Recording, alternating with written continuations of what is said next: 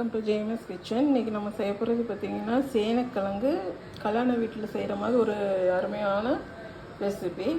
சேனைக்கிழங்கு வறுவல் அது எப்படி செய்யறதுன்னு பார்க்கலாம். அதுக்கு முதல் நம்ம சேனைக்கிழங்கு தோலெல்லாம் சீவிட்டு இந்த மாதிரி க்யூப் சைஸில் கட் பண்ணி ஒரு 3/4 பதத்தில் வேக வச்சு எடுத்துக்கணுங்க.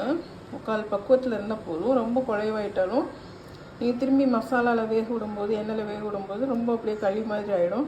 ஸோ அந்த அளவு இருக்கட்டும். இதுக்கு மசாலா ரெடி பண்ணுறது எப்படின்னு பார்க்கலாம் வாங்க. அதுக்கு ஒரு மிக்சிங் பவுல் எடுத்துகிட்டு இந்த மிக்சி ஜாரில் இப்போது வெள்ளைப்பூடு சேர்த்துக்கிறோம். இதில் ஒரு 10-12 பூடு இருக்குன்னு வச்சுக்கோங்களேன். 12 பூடுன்னு வச்சுக்கோங்க இருக்கும்.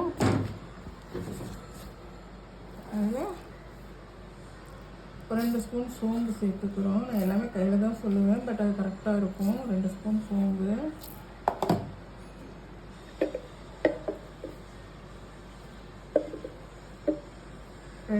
1/2 ஸ்பூன் மிளகாய்த்தூள்,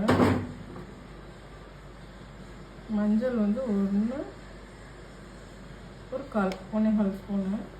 இது எல்லாம் போட்டு நம்ம நல்லா மிக்சியில் அடிச்சுக்குவோம். அந்த கிழங்குக்கு தேவையான சால்ட்டையும் நம்ம இதிலே ஆட் பண்ணிக்கலாம்.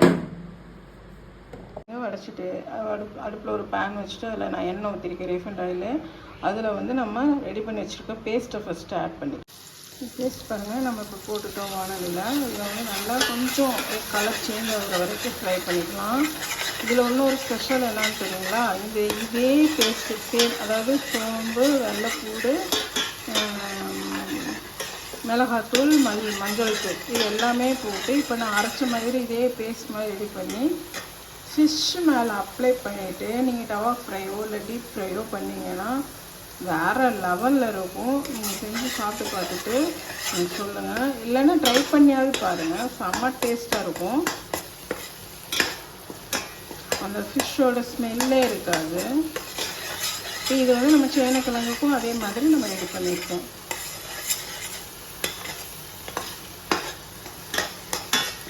பச்சை ஸ்மெல் போட்டோம். கலர்ஃபுல்லாக இருக்கு இல்லையா? மசாலா பாருங்கள், ஒரு 5 நிமிஷம் பாருங்கள். கலர்ஃபுல்லாக போட்டுச்சுங்களா, எண்ணெயில் வெந்துச்சுங்களா? அதில் நாம் ரெடி பண்ணி வேக வச்சுருக்கிற சேனைக்கிழங்கையும் நம்ம இதில் ஆட் பண்ணிக்கலாம்.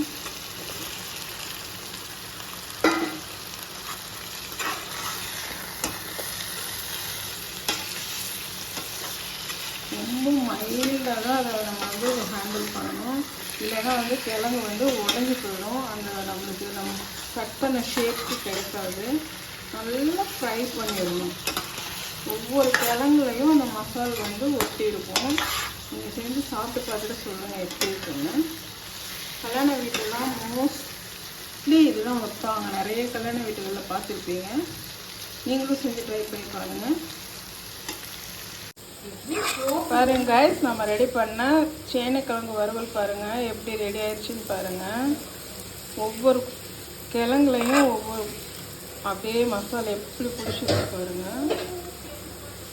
இதே மாதிரி நீங்களும் செஞ்சு சாப்பிட்டு பார்த்துட்டு லைக் பண்ணுங்கள், கமெண்ட் பண்ணுங்கள், ஷேர் பண்ணுங்கள்.